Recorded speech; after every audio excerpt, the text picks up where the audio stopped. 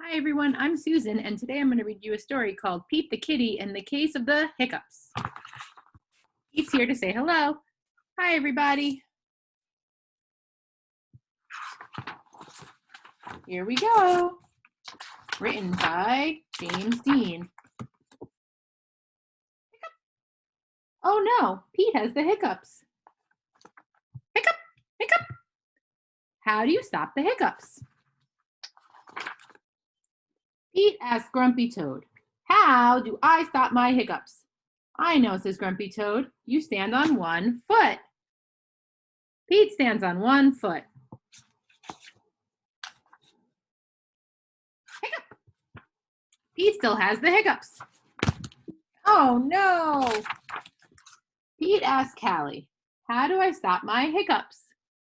Callie says, "You stand on one foot and you hop up and down." Pete stands on one foot. He hops up and down. Hiccup, hiccup. Pete still has the hiccups.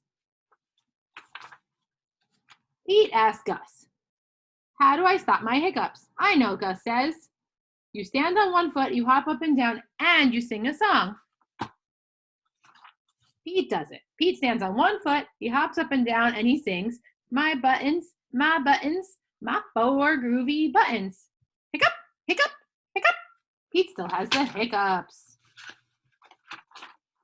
Pete asks Bob, "How do I stop my hiccups?" "I know," says Bob. "You stand on one foot, you hop up and down, you sing a song, and you rub your belly." Pete does it. My buttons, my four groovy buttons."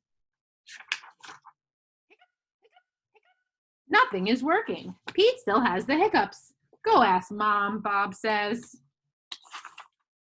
Pete asks Mom, "How do I stop my hiccups?" "I know," says Mom. "You take a deep breath." Pete takes a deep breath. "Hold your breath and blow it out," Mom says. "Everybody, hold your breath." And then blow your breath out. "That's it?" Pete asks. "That's it," says Mom. Pete waits. And he waits. And he waits. The hiccups are gone. Moms are so smart. Yay! Bye, everybody. See you next time.